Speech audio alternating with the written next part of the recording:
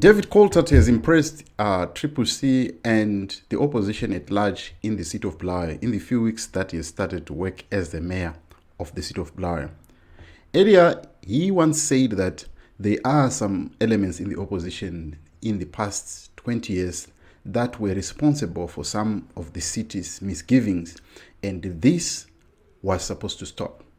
This is what he said. As we get elected as councillors, we are not here to see what stands we can get for ourselves, or what benefits we might be able to get for ourselves by virtue of our positions. I have watched with astonishment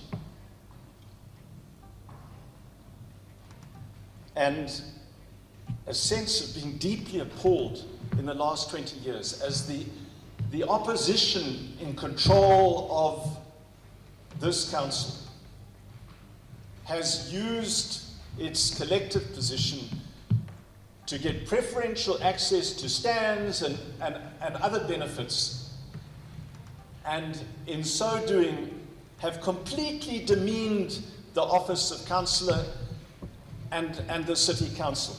That being said, a lot of people are seeing changes or prospects of betterment of the residents of the city of Bulawayo.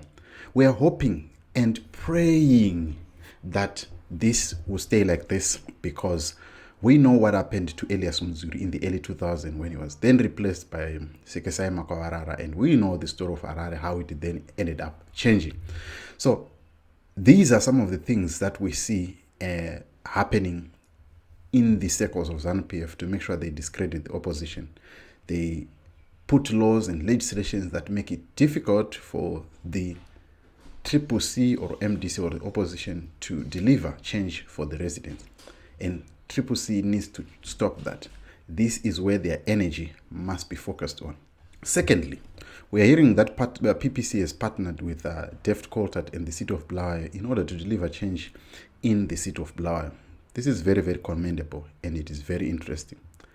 And we expect this to be replicated in other towns, in other cities, that these MPs and councillors are not just ceremonial, and they are not involved in any dealings of corruption. They must have a clean slate, and they must not allow the goons that are around them to force them or force their hand into corruption. Like what we saw these past few weeks, where their names are being sold into thing that looks like corruption.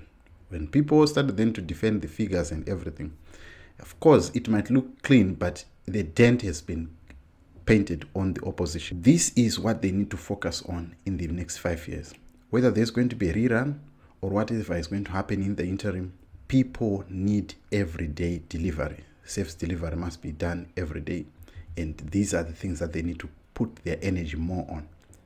And there must be heavy punishment or heavy sanctions that are to be given to any councillor or any office bearer in these cities where CCC has taken charge, so that there's nothing that can be attributed to be said it was done by the opposition in the next 5 years, because doing that will be further pushing the narrative that ZANU-PF has always been splashing in the face of everyone, that look at the opposition, they are failing to run the cities, whereas they are being hamstrung by the legislation that are put by the Ministry of Local Government.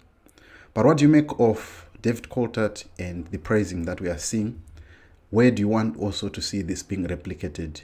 And what are your thoughts on these developments? Is there hope, or we are going to see some shenanigans acting to make sure that they stop this glory that is getting to CCC? I'll see you on the next video, and this is bye for now.